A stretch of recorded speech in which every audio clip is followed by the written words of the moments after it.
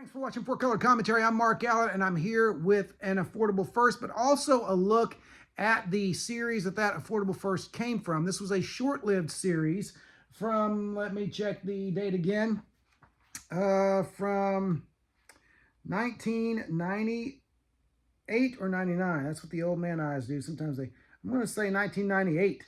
This was the second title with this, or the second book, the second series with this title. It was meant to be an ongoing series, but it turned out to be a 6-issue series. But nowhere on any of the nowhere on any of the issues did it say limited series. But this is, and it had the look of a lot of the Marvel restarts after Heroes Reborn came to an end, and Heroes Return. But it came a year or two later. But this is the Rampaging Hulk #1, and see the action blurb up here, the action balloon up here, kind of has the look of the other titles: Captain America, the Avengers, Iron Man, the ones that came out after Thor, after the Heroes Return. So and you do have a very cool double, cover here. Now this is an unusual team. I say unusual team. For the Incredible Hulk, unusual artist. I'm not familiar with Glenn Greenberg, writer, but Rick Leonardi is the penciler. Now I like Rick Leonardi's work, and there's a big old double-page spread of a close-up of the Hulk while Ross is talking to the Hulkbuster unit. Yes, they bring the Hulkbusters back because this is a story that takes place in the past, and I think that the idea of the series was to tell older stories or stories from the past about the Hulk, and probably a simpler time back when there was Banner and the Hulk. But even this starts right off with a lot of that internal jousting going on with the personas of Bruce and the Hulk.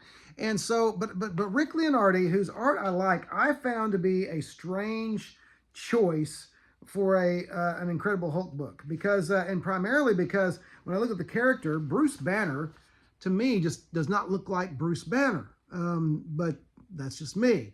And it's just a style issue is all it is. Rick Leonardi has a different style. And there are some books that I've liked him on over the years. But in this first issue, for a time anyway, Bruce and the Hulk get caught in some kind of an in-between state, okay? Halted in the transformation. So there's a lot of goings on here, and I don't want to give away too much of the story. Let me get to the first appearance, and the Affordable First is a very affordable first, because it's a character that no one seems to care about. I believe the character in continuity may have died, but who in Marvel besides Uncle Ben stays dead, right? Okay, so anyway, issue #2 introduces the new Hulk, okay? The new Hulk is called Ravage, and he is a transformed former professor of Bruce Banner's, okay, named Professor Crawford. I don't remember his first name. Jeffrey Crawford. There you go, Jeffrey Crawford, and he's introduced here, okay, as Bruce goes back and seeks his help for his transformations. Seeks his help to get rid of the Hulk. And it does read kind of like an issue of the old black and white Rampaging Hulk magazine, which I think was kind of what they were going for, perhaps, and even a bit of an issue or a bit of a particular episode of the Incredible Hulk. And you'll see why I say that, because there was that one other Hulk in the whole Hulk series that I believe the man was a doctor or scientist of some sort who made himself another Hulk. And in this case, Professor Crawford is seeking a cure for his paralysis. He's in a wheelchair, okay? And so, long story short, he has a what do you call it? He can shift matter. He's discovered a machine or created a machine that can teleport matter. And so he uses that basically to project Bruce Banner's DNA onto him, and he becomes Ravage. Let me give you a first look here at Ravage as he comes out. Now, he's a little bit different He's kind of a drab green, kind of an olive drab there with the brown hair. So it made him look a little bit different, but he is reminiscent of a younger Maestro. I'm sure that would be one of the, one of the criticisms or observations of many when they saw this book for the first time. But this is a first appearance of another Hulk, okay? Another Hulk character. And he shows up also in issue 3 and gives the Hulk quite a lot of trouble, okay? Now, again, I don't know. All I believe I know about this character, I believe he's been killed off. But again, that really doesn't mean anything in the Marvel world. So let me give you these a look at all of these covers. Okay, I showed you issue 1. This was a series that I got for very cheaply at one of Shadow Mountain comic sales. Issue number 2. I believe I got these for $0.25 a piece.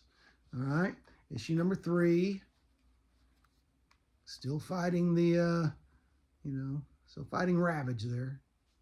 Issue number 4. Issue number 5. Now, this was a great one. I really did enjoy this. This was actually the one I enjoyed out of the entire series. There's issue number 6. And it's more internal goings on between he and Banner. But let me show you a few panels of issue 6. They did some, they were at least, or issue 5, I'm sorry.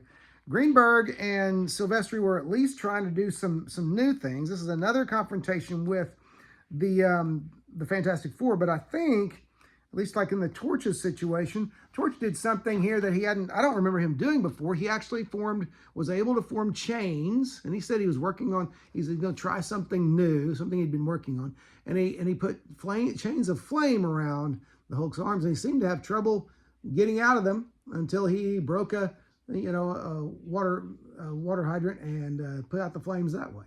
So kind of goofy, but again, points for originality. I don't think that again, I'd never seen the Torch do that before. But and then I did like they did a little something here also where first of all, Sue made the Thing invisible as he began attacking the Hulk, and the Hulk couldn't see him to strike back, okay, until he took Sue out. Now, I think that was a really good, useful, imaginative use of her power. I don't know if that's ever been done before. And so, making the Thing invisible while he takes his shots at old Greenskin. And then you had I always liked the way the orange and the green, pop, whenever the Thing and the Hulk are fighting. And so this was a fun issue. It was enjoyable. And nothing really of consequence happens here. It's just a fun romp. All right. I'm always up for a good Hulk Thing confrontation. But at the end, also of this issue, the Thing kind of takes a little bit of not pity. That's not the word, but he kind of feels the Hulk a bit. When the Hulk says, "Why don't people hate and fear Hulk? Why don't they hate and fear the Thing? You're a monster too, just like Hulk." And he says, but the humans can't stop hating Hulk, just like you can't. And Ben's like, "Wait, Hulk, I don't hate you. It's not like that." But it was kind of a neat little introspective piece where the Thing kind of starts feeling sorry for the Hulk, or at least connects with him a bit. And so that was actually the most interesting of all of the issues. But there it is, the Rampaging Hulk, 6 issues. It was meant to be an ongoing, because there was nothing originally about it being a 6-issue series. It just didn't, I'm going to say it just didn't do well enough to continue, even after 6 issues back in the 90s. In fact, here's a house ad right in issue 1. It says, "Read Hulk #1 by Marvel Comics, but from the safety of a fallout shelter." It says, "The Rampaging Hulk this June, believing is seeing." And so nothing about this being a limited series. And so interesting, though, that you've got Andy or Adam. I don't remember which one did the Hulk before, but you got that Kubert art in there, and not even any Silvestri art. Okay, so anyway, that's first appearance of Ravage. It's very affordable. You can find it online. I've seen it for cheap. Find it on eBay if you still like to do business on eBay. But anyway, it won't be hard to find for nobody's going to be asking big prices for this. But anyway, that's it. That's an affordable first for you. Ravage, another Hulk. In fact, in case you didn't know, there may be fans out there who collect first appearance of Hulk characters. That's a worthy pursuit. And so anyway, I hope I've helped you out a little bit.